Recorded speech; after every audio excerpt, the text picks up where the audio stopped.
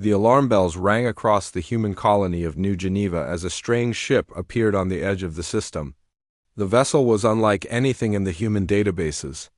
Its hull was scarred with deep burn marks, and thick smoke poured from several broken sections. Whatever this ship was, it had been through hell. Captain Ryan Blake stood on the bridge of the orbital defense station, watching the damaged craft struggle toward their location. His years of military service had taught him to be cautious with unknown contacts, but something about this ship's condition made him think twice about opening fire. "Sir, we're getting a transmission," reported Lieutenant Amy Chun from the communications station.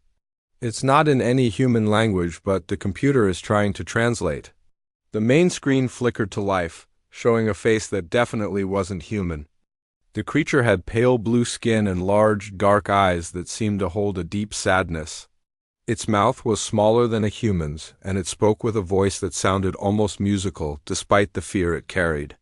"Please," the alien said through the translation system. "We need help. My people are dying." Captain Blake stepped forward, his hand resting on his sidearm out of habit. "This is Captain Ryan Blake of the Earth Defense Force. Identify yourself and state your purpose." The alien's large eyes seemed to grow even wider. "I am Ambassador HFY of the Karelian Confederacy.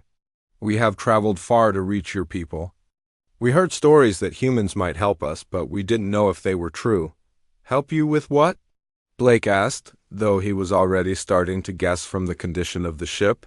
HFY's shoulders sagged, and for a moment he looked like he might collapse. "The Vorthic Empire, they came to our worlds without warning. They destroyed our cities, killed our people, and took our colonies. 12 worlds have fallen in the past year. We don't have much time before they find our home planet." Blake felt a chill run down his spine. He had heard rumors of something called the Vorthak from other alien traders, but nothing concrete. "How many ships do they have?" "Thousands," HFY replied, his voice barely above a whisper. "Their fleets are larger than anything we've ever seen. They have weapons that can crack planets and shields that stop everything we throw at them. Our military tried to fight them, but we lost every battle." The captain turned to his communications officer. "Get me a secure channel to Earth Command, Priority Alpha." "Sir, that will take a few minutes to establish," Amy replied. Blake nodded and turned back to the alien. "Ambassador, I need you to dock with our station. We'll provide medical aid for your crew and a safe place to rest while I contact my superiors." HFY looked confused. "You would help us? Even though we're strangers?" "That's what we do," Blake said simply. "But I need more information. Tell me everything about these Vorthak." Over the next hour, as HFY's damaged ship was guided to the docking bay, the alien ambassador painted a picture of horror. The Vorthic Empire was a collection of savage species that had been conquering worlds for over 1,000 years. They didn't negotiate, they didn't take prisoners, and they showed no mercy to civilians. "They came to our first colony, Carol Minor, during a harvest celebration," HFY explained as medics treated his wounded crew members. "Families were gathered in the fields, children were playing. The Vorthak ships appeared in the sky and began firing immediately. 3 million people died in the first hour." Blake felt his jaw tighten. He had seen war before, but attacks on civilians always made his blood boil. "What kind of weapons do they use?" "Plasma cannons that can melt through our strongest metals," HFY replied. "Energy torpedoes that explode with the force of small suns. Their ships are covered in armor that our weapons can't even scratch. And their numbers? We counted over 2,000 ships in the fleet that attacked our last stronghold," the ambassador said.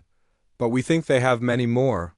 Some of our scouts reported seeing massive shipyards in the systems they've conquered." Blake nodded grimly. "Ambassador, I need you to understand something. If we help you, we're not just sending a few ships. When humans go to war, we go all the way."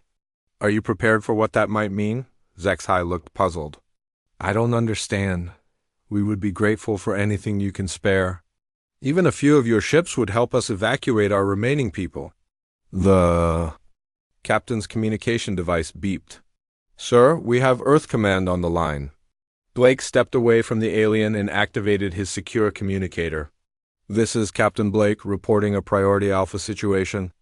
Go ahead, Captain, came the voice of General Lisa Martinez, the Supreme Commander of Human Defense Forces.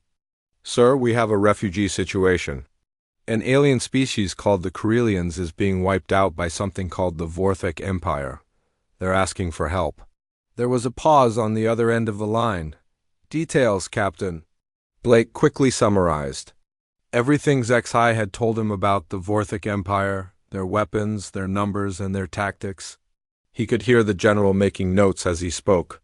Captain, what's your assessment of the threat level? If what the ambassador is telling us is true, we're looking at a hostile force that's been conquering worlds for centuries. They don't negotiate, they don't show mercy, and they have the numbers to back up their aggression. If they finish with the Corellians, there's no telling where they might look next. Another pause. Stand by, Captain. Blake could hear muffled voices in the background as the general conferred with someone. After several minutes, she came back on the line. Captain Blake, you are authorized to offer full sanctuary to the Corellian refugees.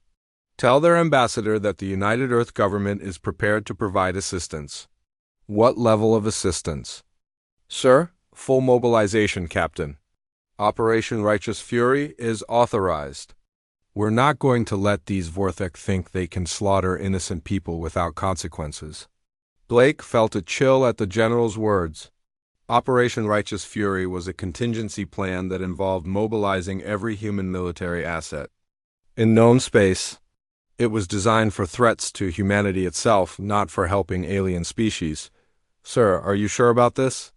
The political implications alone. Captain, I've just briefed the Earth Council. The vote was unanimous. We're going to war.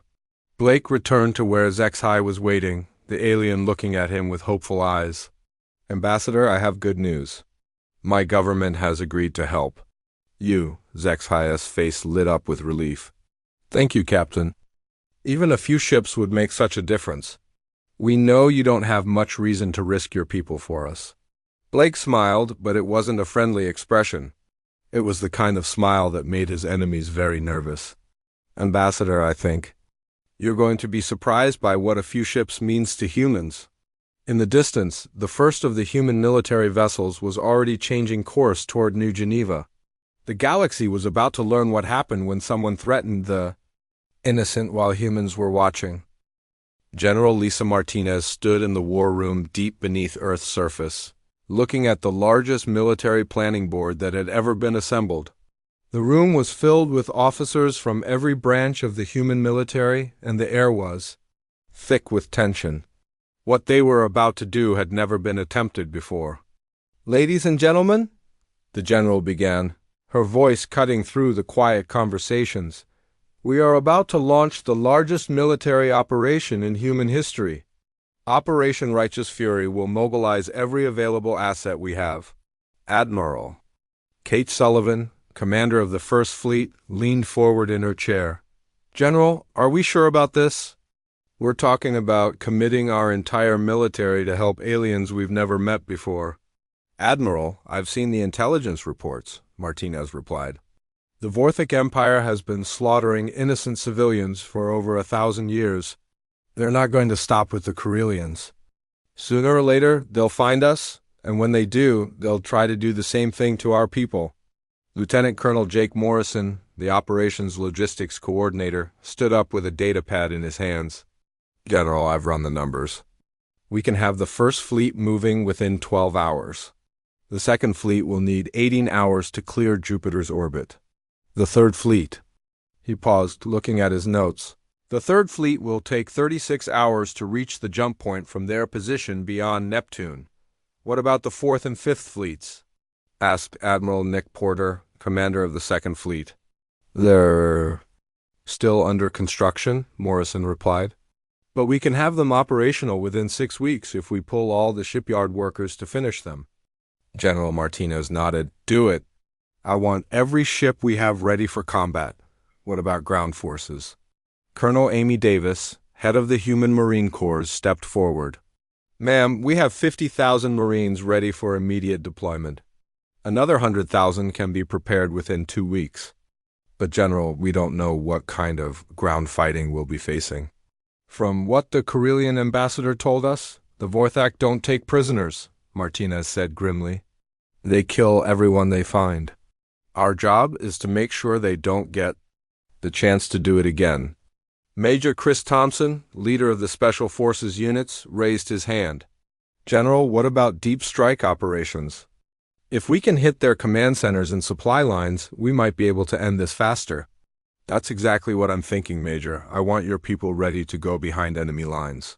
Take out their leadership, destroy their supplies, and cause as much chaos as possible. The planning continued for hours. Every detail was examined, every possible problem was discussed, and every solution was planned. The humans were not just preparing for war. They were preparing to win it completely. Meanwhile, in the orbital shipyards around Mars, something incredible was happening. The First Fleet, which had been conducting routine patrols, suddenly came alive with activity. Ships that had been floating quietly in space began moving toward formation positions. The UES Liberty, Admiral Sullivan's flagship, was a massive vessel that stretched over 2 kilometers from bow to stern. Its hull was covered with weapon systems that could destroy entire cities, and its hangar bays held enough fighters to darken the sky of a planet. As the Admiral walked through its corridors, she could feel the excitement of her crew. Admiral, all ships report ready for departure, reported Commander Pete Rogers, her chief of staff. Good, signal the fleet to begin jumping to the rally point. And Pete, send a message to all ship captains. Tell them we're not just going to help some aliens. We're going to show the galaxy what happens when someone threatens the innocent while humans are watching. In the Jupiter system, Admiral Porter was having similar conversations with his officers. The Second Fleet was larger than the First, with more heavy cruisers and battleships. These were the ships designed to fight other fleets, and their crews had been training for years for exactly this kind of operation. Sir, the shipyards are reporting that they can have the new dreadnoughts ready ahead of schedule, reported Captain Alex Turner, Porter's operations officer. How much ahead of schedule? Porter asked. 2 weeks, sir. They're pulling workers from civilian projects and running 3 shifts around the clock. Porter smiled. Good, I want every ship we can get. From what I've heard about these Vorthak, we're going to need all the firepower we can manage. Far beyond Neptune, in the cold darkness of the outer system, Admiral Sam Wright was preparing the Third Fleet for deployment. This fleet was humanity's best-kept secret, built in hidden shipyards that most people didn't even know existed. The ships were experimental, equipped with weapons that had never been tested in real combat. Admiral, the weapon systems are all showing green, reported Captain Danny Foster, the fleet's weapons specialist. The new antimatter torpedoes are loaded and ready. And the planet crackers? Wright asked. All 6 ships are equipped and ready, sir. But Admiral, are we really going to use them? Wright looked out at the darkness of space, thinking about the reports of destroyed Karelian worlds. Captain, if these Vorthak want to crack planets, they're going to learn what it feels like to be on the receiving end. Back on Earth, the mobilization was affecting every part of human society. Factories that had been making civilian goods were suddenly switched to producing military equipment. Shipyards that had been building exploration vessels were now working on warships. The entire human economy was being converted for war. Colonel Tony Garcia, head of the engineering corps, was coordinating the construction of forward bases. General, we're going to need supply depots in alien space. I recommend we start building them as soon as we secure the first system. Agreed. What about repairs and maintenance? We're loading the cargo ships with everything we'll need. Mobile shipyards, repair drones, spare parts for every class of vessel. We're not just going to fight this war. We're going to win it far from home. General Martinez looked around the war room at all the preparations being made. In less than 24 hours, humanity would launch the largest military operation in its history. But she knew that the real challenge wasn't going to be the fighting. The real challenge was going to be what came after. Everyone, I want you to remember something, she said to the assembled officers. We're not just going to rescue the Karelians. We're going to make sure that what happened to them never happens to anyone else. When this is over, the galaxy is going to be a different place. On the New Geneva station, Ambassador Zexai was watching the increase in human military traffic with growing confusion. What had started as a few ships passing through the system had turned into a constant stream of warships, supply vessels, and troop transports. Captain Blake found the alien ambassador staring out a window at the passing fleet. Ambassador, is everything all right? Zexai turned to the human with worry in his large eyes. Captain, I'm grateful for your help, but I'm starting to wonder if we asked for too much. How many ships are you sending? Blake smiled, that same cold smile from the day before. Ambassador, you haven't seen anything yet? This is just the beginning. In the distance, the first of the truly massive human warships was approaching the system. It was larger than anything the Corellians had ever built, and it was just one of hundreds that were on their way. The galaxy was about to learn what happened when humans went to war, and the Corellians were starting to realize that they might have awakened something far more dangerous than they had ever imagined. The sky above Carol Prime had been empty for 3 days. The Corellian homeworld's orbital defense stations watched the stars with nervous sensors, waiting for the Vorthak fleet that everyone knew was coming. Below on the planet's surface, millions of civilians huddled in their homes. Afraid to look up at the night sky. Council leader Morden stood in the planetary command center, his blue skin pale with worry. The latest reports from their scout ships were not good. The Vorthak had finished, destroying the last of the outer colonies, and were now moving toward the homeworld. At best, they had maybe 2 weeks before the enemy arrived. Sir, called out Communications Officer Telvos from across the room, we're getting a transmission from the edge of the system. It's a human ship. Morden's large eyes widened. The humans? Already? But Ambassador Zexai said they would try to send help, but we didn't expect anything so soon. The main screen flickered to life, showing a human face. The man was young, with short brown hair and calm green eyes. He wore a uniform that looked both professional and military. This is Commander Pete Rogers of the UES Falcon, the human said. We're requesting permission to enter your system. Morden stepped forward, still amazed that the humans had actually come. Commander Rogers, this is Council Leader Morden of Carol Prime. Permission granted. We are grateful that you have come to help us. Thank you, sir. We'll be in orbit within 6 hours. I need to warn you, though, we're not alone. Before Morden could ask what that meant, the communication ended. The Corellian leader turned to his sensor operators. Keep watching for that human ship. I want to know the moment it arrives. But when the UES Falcon arrived in the system, it wasn't alone. As the human scout ship took position near Carol Prime, it began broadcasting a series of coordinates and signals that meant nothing to the Corellians. Then something impossible happened. The first sign was a small distortion in space itself, like heat waves rising from hot ground. Then the distortion grew larger, and suddenly a massive human ship appeared where there had been nothing before.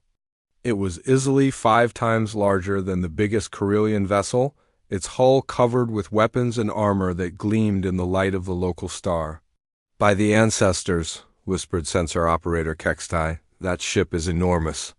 But the surprises were just beginning.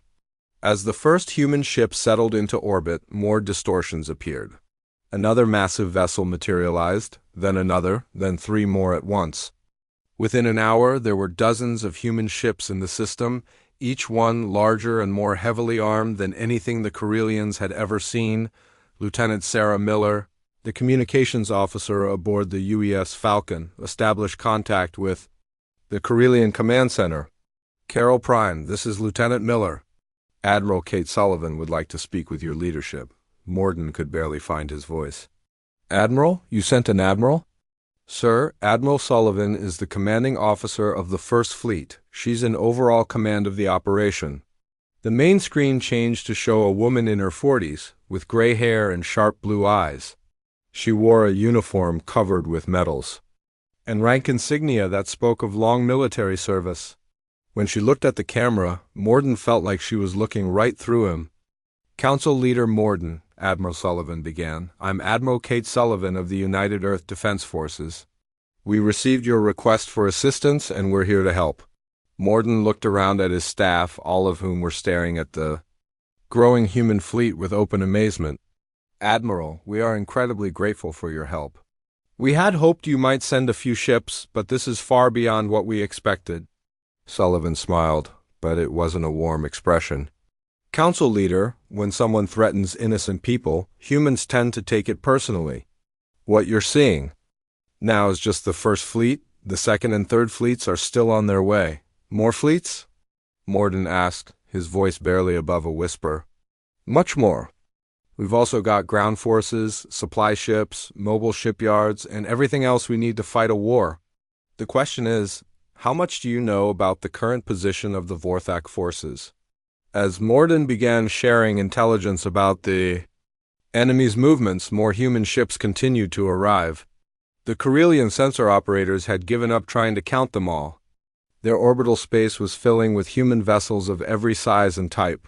Colonel Tony Garcia's engineering ships began establishing what the humans called forward operating bases in the outer system. These were massive construction projects that seemed to spring up overnight, complete with repair facilities, supply depots, and defensive weapons. Admiral, reported Captain Alex Turner from his position aboard the cruiser UES Vengeance, the engineering teams have established Base Alpha. We're ready to begin receiving the main fleet. Good work, Captain.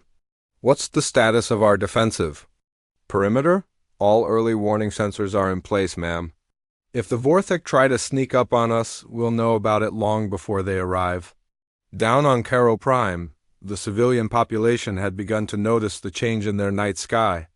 Where once there had been stars, now there were thousands of small lights moving in organized patterns.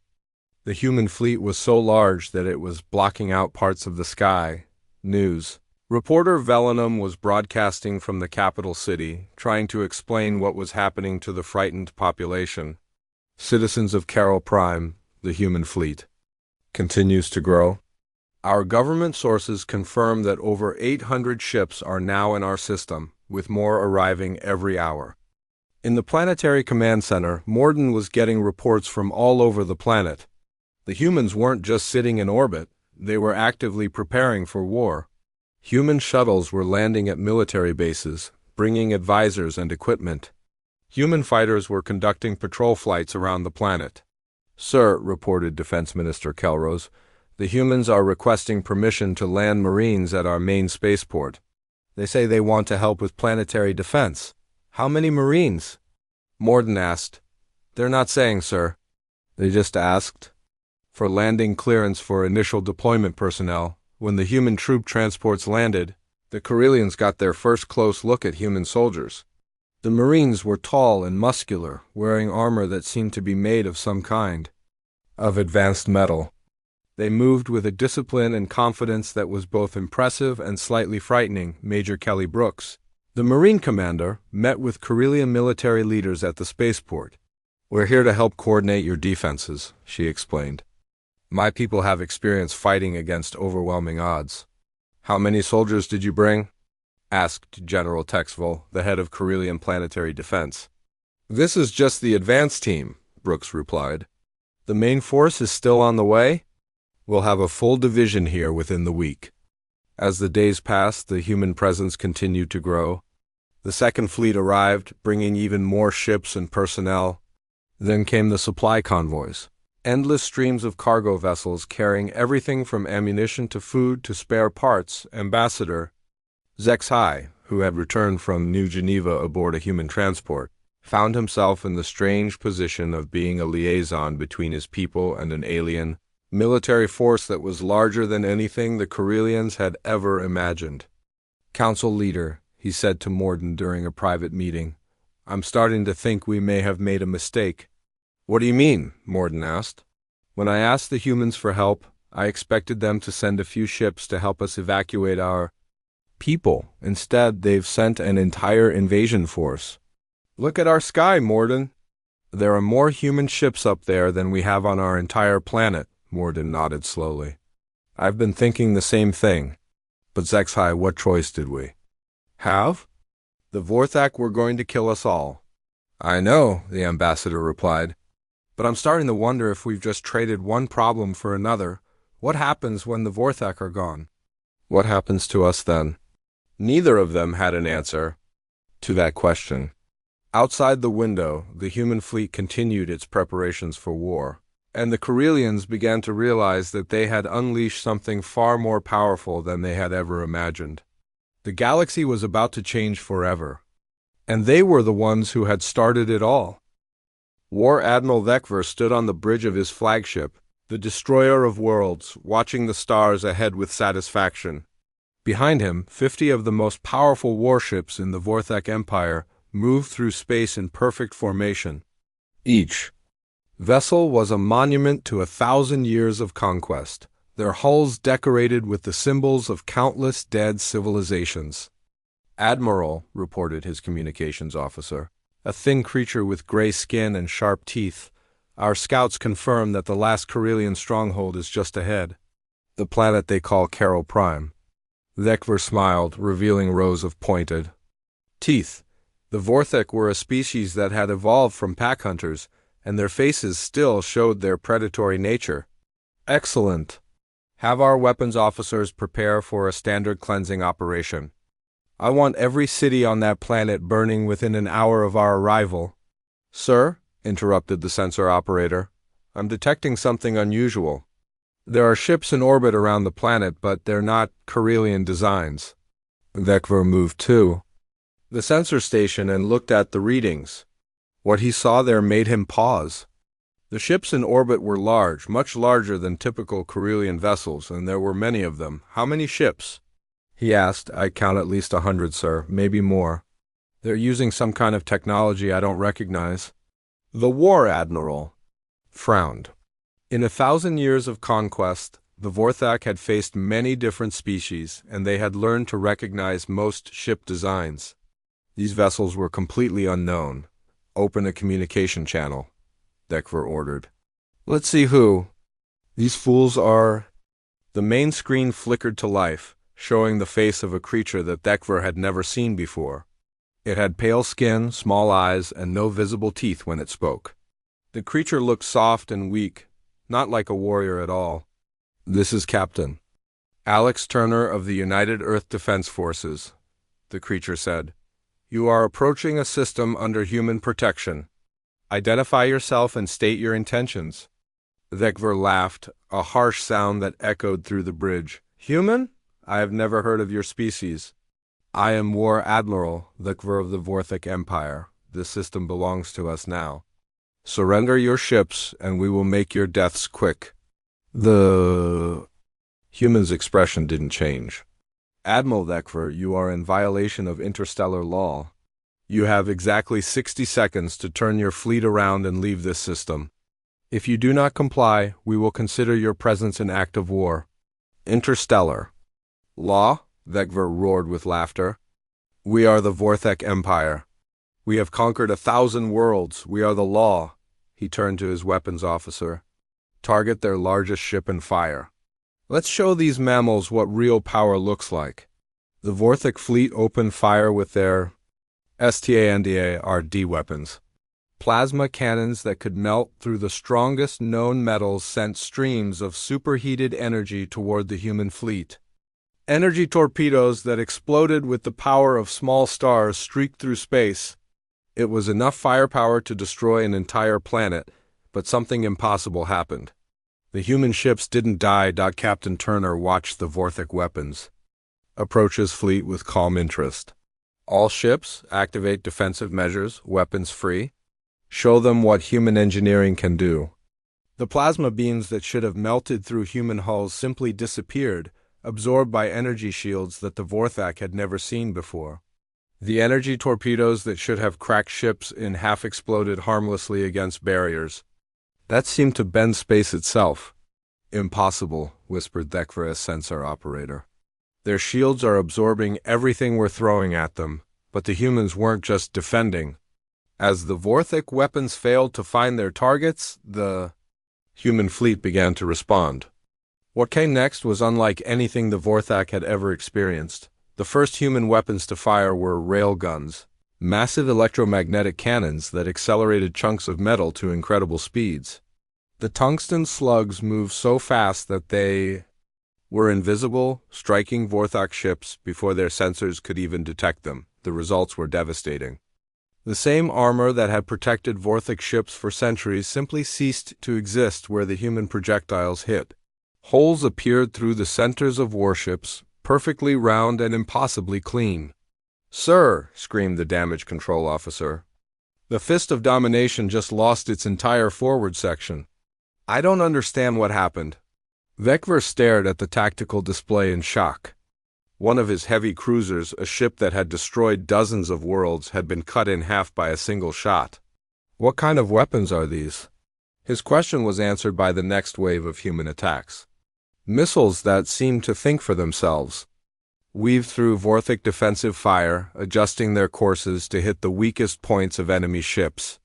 Laser beams that burned hotter than the cores of stars sliced through Vorthok vessels like knives through paper. Major Kelly Brooks, flying one of the human fighters that had launched from the fleet carriers, led her squadron into the heart of the Vorthok formation.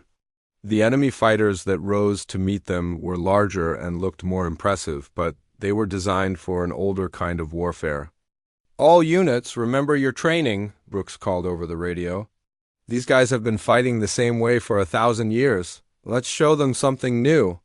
The Vorthok pilots expected the humans to fly in straight lines and fight with energy weapons the way most species did. Instead, the human fighters moved in ways that seemed to defy physics, turning and spinning through space in patterns that made no sense. Brooks locked onto a Vorthok fighter and fired a burst from her kinetic weapons. The enemy pilot never saw it coming. The projectiles tore through his ship's armor and sent it spinning into the darkness, its pilot dead before he knew he was under attack. "This is impossible," screamed one of the Vorthok pilots over the radio. "They're moving too fast. How are they turning like that?" The answer was that human fighters were built differently. Where most species used bulky energy systems, humans used small, efficient engines that could change direction instantly. Where other species relied on shields and armor, humans relied on speed and maneuverability. Within minutes, the Vorthok fighter screen was gone. Major Brooks and her pilots had destroyed an entire squadron without losing a single ship, back on the Destroyer of Worlds. War Admiral Vekver watched his fleet being torn apart with growing horror. Ships that had conquered worlds were dying faster than he could count. Weapons that had never failed him were useless against these strange new enemies. "Sir," reported his communications officer, his voice shaking with fear, "we've lost 30 ships in the last 10 minutes. Our weapons aren't working against them." "Then get us closer," Vekver roared. "We'll board their ships and kill them." "With our claws?" But as the remaining Vorthok ships tried to close the distance, the humans revealed another surprise. Point defense systems that fired thousands of projectiles per second created walls of metal that nothing could penetrate. Any ship that got too close was simply torn apart by the storm of fire. Captain Turner watched the destruction with professional satisfaction. "All ships maintain formation. Don't let any of them escape. I want every ship in this fleet destroyed." Vekver realized that his fleet was doomed. In 1,000 years of conquest, the Vorthok had never faced an enemy like this. These humans fought with weapons and tactics that seemed impossible. "Send a message to the Empire," he ordered desperately. "Tell them about these mammals. Tell them they fight like nothing we've ever seen." His communications officer tried to send the message, but human jamming systems were already blocking all transmissions. The Vorthok fleet was going to die alone, and no one would know what had happened to them. The Destroyer of Worlds shuddered as human weapons found their target. Vekver looked around his bridge as systems began to fail and his crew fell to the deck.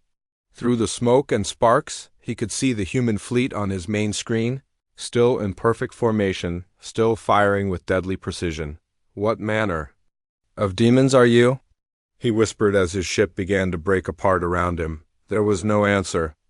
Within seconds, the Destroyer of Worlds joined the rest of the Vorthok fleet in the growing field of debris that had once been 50 of the most. Powerful warships in the galaxy. Captain Turner surveyed the battlefield with grim satisfaction. All ships report status. No casualties, sir, came the reply from across the fleet. All human vessels operational. Good. Send the message to Admiral Sullivan.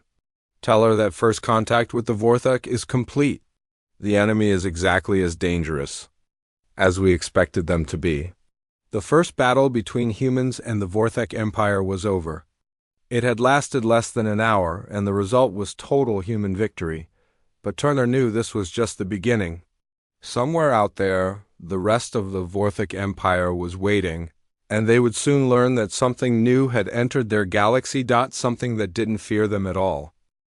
Emperor Zekthal paced across the bridge of his massive command ship, the heart of destruction, his claws clicking against the metal floor with each angry step. The Emperor was larger than most Vorthok, with darker skin marked by scars from countless battles. His red eyes burned with fury as he listened to the reports from his commanders. Explain to me again how 50 of our best warships simply disappeared, he growled, his voice echoing through the vast bridge chamber. General Morgath, his chief military advisor, stood at attention but couldn't hide the fear in his voice. My lord, we lost contact with War Admiral Thekvar's fleet 3 days ago. Our scouts found only debris where they should have been. No survivors, no distress calls, nothing. And you believe these humans are responsible? The evidence points to them, my lord. The debris field shows weapon impacts unlike anything we've seen before. The damage patterns suggest kinetic weapons of incredible power. Zekthal stopped pacing and turned to face his general. Kinetic weapons? You mean they're throwing rocks at our ships? Not rocks, my lord. Metal projectiles moving at speeds we thought impossible. Our armor, which has protected us for 1,000 years, was useless against them. The Emperor's expression grew even darker. How many ships do these humans have? Our intelligence suggests several hundred, possibly more. They seem to have appeared from nowhere, my lord. 3 weeks ago, we had never heard of them. Now they're protecting the Corellian homeworld with a fleet larger than most empires possess. Zekthal slammed his fist against the command console, denting the metal surface. I don't care if they have 1,000 ships. We are the Vorthok Empire. We have conquered worlds when these mammals were still crawling in trees. Yes, my lord. What are your orders? Assemble the Grand Armada? Every ship, every warrior, every weapon we have. If these humans want a war, we'll give them one they'll never forget. Within hours, the largest military force in Vorthok history began gathering in the Imperial staging system. 300 warships, each one a veteran of countless conquests, formed into battle groups that stretched across space. The heart of destruction took its place at the center of the formation, surrounded by the most powerful vessels the Empire could field, but the humans were ready for them. Admiral Sam Wright stood on the bridge of the UES Retribution, watching the sensor displays with calm confidence. The Third Fleet had arrived from the outer solar system, bringing with it weapons that had never been tested in real combat. Behind him, the Fourth and Fifth Fleets were taking their positions, creating a battle line that stretched across light minutes of space. Admiral, reported Captain Danny Foster, we're detecting the Vorthok formation. 300 ships, just like intelligence predicted. And our fleet status? 812 vessels, all reporting ready for combat. The new antimatter torpedoes are loaded and the planet crackers are standing by, Wright nodded. The planet crackers were humanity's most terrible weapons, designed to split worlds apart if necessary. He hoped they wouldn't need them, but if the Vorthok wanted to fight a war of extermination, humanity was prepared to finish it permanently, General. Lisa Martinez's voice came over the communication system from her command ship. All fleet commanders, this is General Martinez. The enemy has chosen to bring their full force against us. Today, we show them what happens when someone threatens innocent people while humans are watching. On the Corellian homeworld, Ambassador? Zexhai and Council Leader Morden watched the approaching battle through long-range sensors. The scope of what was about to happen was beyond anything either of them had imagined. How many ships are out there? Morden asked quietly. Over 1,000, Zexhai replied, his voice barely above a whisper. We asked the humans for help with a few dozen Vorthak ships. Instead, we've started the largest space battle in Galactic history. The first shots were fired when the two fleets came within weapons range. Emperor Zekthul, confident in his empire's traditional superiority, ordered a full assault. Every Vorthak ship opened fire at once, filling space with enough energy to melt moons, but the humans had learned from the first encounter. Their shields, already superior to anything the Vorthak had faced, had been improved even further. The plasma beams and energy torpedoes that had conquered 1,000 worlds simply disappeared into defensive barriers that seemed to bend reality itself. Impossible! Screamed the Emperor as he watched his weapons fail. Nothing can stop that much firepower. General Morgoth was studying the tactical displays with growing horror. My lord, their defensive systems are beyond our understanding. It's as if our weapons don't exist when they hit their shields. Then the humans began their counterattack, and the Vorthak learned what real warfare looked like. Captain Alex Turner, now commanding the heavy cruiser Use Vengeance, led the first wave of human ships into the enemy formation. The rail guns that had destroyed Thekver's fleet were just the beginning. The humans had brought weapons that the Vorthak couldn't even comprehend, antimatter torpedoes, each one carrying enough destructive power to level continents, streaked toward the Vorthak ships. When they hit, entire vessels simply ceased to exist, converted to pure energy in explosions that could be seen from light years away. Plasma cannons, powered by fusion reactors that burned hotter than stars, cut through Vorthak armor like it was made of paper. Laser arrays that could focus the power of a sun into beams thinner than a hair sliced enemy ships into pieces. But the most terrifying human weapons were the ones that seemed to think. Guided missiles that could change their minds about targets, analyzing enemy weaknesses and adjusting their attack patterns in real time. Drone fighters that moved with inhuman precision, coordinating their attacks through quantum communication networks. Major Kelly Brooks, now commanding an entire fighter wing, led her pilots through the heart of the Vorthak formation. The enemy had brought thousands of fighters, but they were no match for human technology and tactics. All units, remember what we learned from the first battle, she called over the radio. They can't hit what they can't predict. Stay random, stay fast, and stay alive.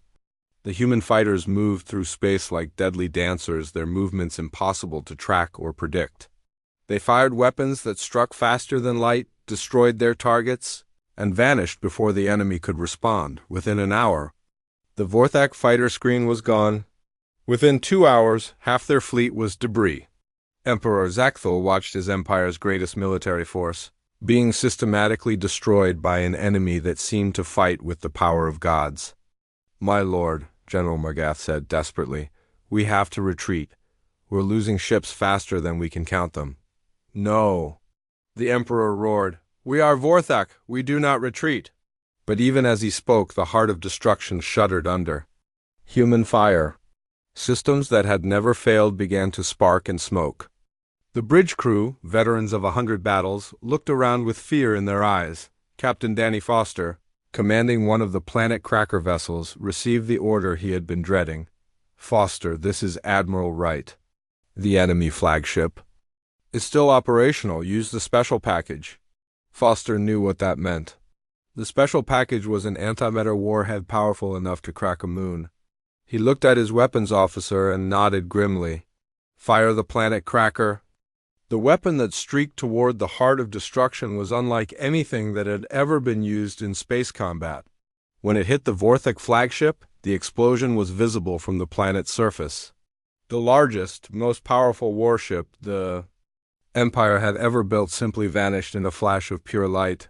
Emperor Zekthul's final transmission was picked up by human communication systems. His voice, once full of arrogance and confidence, was now filled with terror and disbelief. What are you? He whispered as his ship began to tear itself apart. What manner of demons fights with the power of creation itself? There was no answer. Within minutes, the Heart of Destruction joined the rest of the Grand Armada in the growing cloud of debris that had once been the greatest military force in the galaxy. Admiral Wright surveyed the battlefield with grim satisfaction. All ships. Report casualties. Minimal damage across the fleet, sir, came the reply. 17 ships with minor hull damage, 3 with weapon system failures, no ships lost. Wright nodded. The humans had just destroyed the largest military force the galaxy had ever seen, and they had done it without losing a single vessel. Send a message to all Vorthek territories? Tell them their empire is finished? Any world that surrenders peacefully will be spared. Any world that resists will share the fate of their fleet. On Caro Prime, Council Leader Morden and Ambassador Zex-High watched the aftermath of the battle in stunned silence. The human fleet floated among the debris of their enemies, still in perfect formation, still ready for more fighting if necessary. What have we done? Morden whispered. ZAX single quotes HAI could only shake his head. We thought we were asking for help. Instead, we unleashed something that the galaxy has never seen before. The humans didn't just defeat the Vorthek Empire. They erased it from existence. In the distance, more human ships were arriving. Not warships this time, but vessels carrying administrators, engineers, and peacekeepers. The humans weren't just winning the war. They were preparing to remake the galaxy itself. 3 months after the destruction of the Vorthek Grand Armada, the galaxy was a very different place. Colonel Rachel Stone stood on the bridge of the peacekeeping vessel UES Guardian, watching as another former Vorthak world raised the white flag of surrender. It was the 47th world to give up without a fight since the Empire's military had been destroyed. Colonel, reported Lieutenant Mike Johnson from the communications station, the planetary governor wants to speak with you, he's asking. About the terms of surrender, Stone nodded. This had become routine over the past few weeks. The Vorthek territories were collapsing one by one, their leaders too terrified to resist after seeing what had happened to their fleets. Put him through. The alien face that appeared on the screen was typical of the Vorthek species, but this one looked broken and defeated. Gone was the arrogance that had marked their empire for 1,000 years. In its place was fear and desperation. Human. Commander, the governor said, his voice shaking, I am Governor Veltar of the Hegemony of Worlds. We wish to surrender our territory to your forces. Governor, I'm Colonel Stone of the Human Peacekeeping Forces. Your surrender is accepted? You will turn over all military assets to our representatives and cooperate fully with our occupation. Forces, yes, of course, but please, we must know. What are your intentions for our people? Stone had heard this question dozens of times. The former subjects of the Vorthek Empire couldn't believe that their conquerors might show mercy. Governor, any world that surrenders peacefully will be protected under human law. Your people will be safe as long as they don't threaten others. The relief on the governor's face was obvious. Thank you, Colonel. We will cooperate completely. Meanwhile, on Earth, the political implications of humanity's sudden military victory were still being worked out. The United Earth Council had called an emergency session to discuss what to do with an empire that had controlled hundreds of worlds. President Julia Davis stood before the assembled representatives, looking out at faces that showed a mixture of pride and concern. Ladies and gentlemen, in the space of 3 months, humanity has gone from being unknown in galactic politics to being the dominant military force in known space. We need to decide what to do with that power. Secretary of Defense Robert Chun raised his hand. Madame President, our military commanders are reporting that former Vorthek territories are surrendering faster than we can process them. We're looking at governing hundreds of worlds with populations in the trillions. And what's the status of our fleet deployments? The President asked. Admiral Kate Sullivan, now promoted to Fleet Admiral and overall commander of human space forces, stood to address the Council. Madam President, we have established permanent bases in 12 systems. The 1st through 5th fleets are maintaining patrol routes across former Vorthek space. We've also begun construction of the 6th fleet to handle the increased territory. Admiral, Are we facing any military resistance? No, ma'am. After the destruction of their Grand Armada, no Vorthek force has offered any significant resistance. Most of their remaining ships have been surrendered voluntarily. On the other side of the galaxy, the Galactic Council was holding its own emergency session.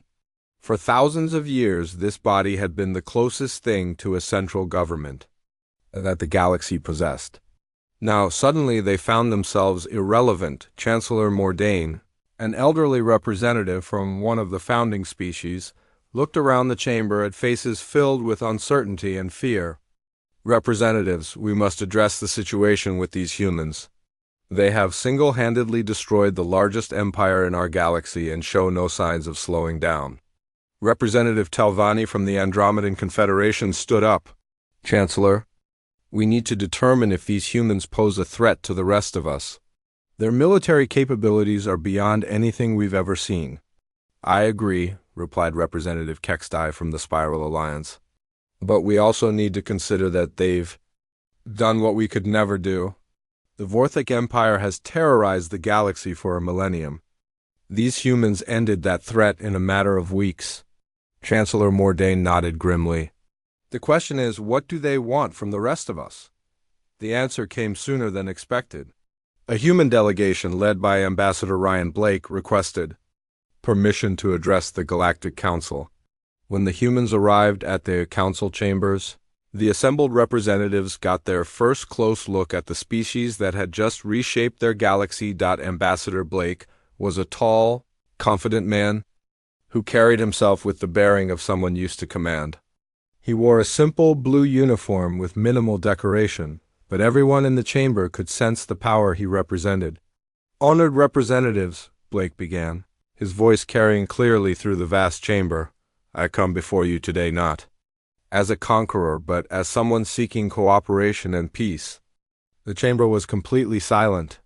Every representative was listening carefully to humanity's first official statement to the galaxy. The human government wishes to make our position clear, Blake continued. We did not seek conflict with the Vorthek Empire. We were asked for help by the Corellian Confederacy, and we responded as any civilized species should when innocents are threatened. Representative Telvanni stood up. Ambassador Blake, your military response was ... extensive. You destroyed an entire empire in a matter of weeks. Blake's expression remained calm. Representative, when someone threatens innocent people, humans, respond decisively. We believe that the strong have a responsibility to protect the weak. And what are your intentions now? Asked Chancellor Mordain. We intend to ensure that what happened to the Corellians never happens to anyone else, Blake replied. The former Vorthek territories will be governed according to human law, which prohibits aggression against peaceful species. Any world that wishes to maintain its independence is free to do so, as long as they respect the rights of others. Representative Kextai leaned forward in his seat.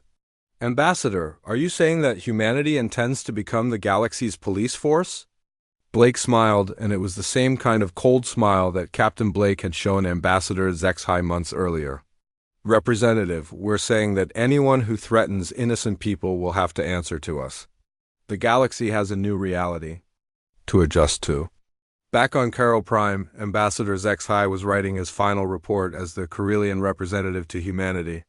His words would become some of the most famous in galactic history. My fellow Corellians, he wrote, when I left our homeworld to ask for human help, I thought I was making a desperate plea to a minor species. I was wrong about everything. The humans are not minor, they are not weak, and they are not like any species the galaxy has ever known. He paused in his writing, looking out the window at the human base that had been established near the capital city. Human engineers were working alongside Corellian technicians, sharing technology and knowledge freely.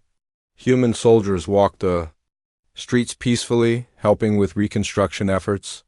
The humans could have conquered us easily, he continued writing. Their military power is beyond our ability to resist. Instead, they have chosen to protect us and help us rebuild.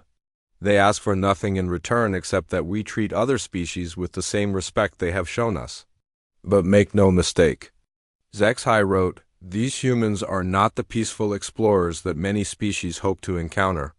They are warriors who have spent centuries preparing for exactly this kind of situation. They came to our aid not because they are weak, but because they are strong enough to help without fear. The galaxy will never be the same. The age of empires built on conquest and fear is over. The humans have made sure of that. What comes next will depend on whether the rest of us can learn to live up to the standards they have set. Admiral Ryan Blake, formerly Captain Blake, now stood on the bridge of the newest human dreadnought, the UES Peacekeeper. Through the viewports, he could see the construction of humanity's first permanent starbase outside the solar system.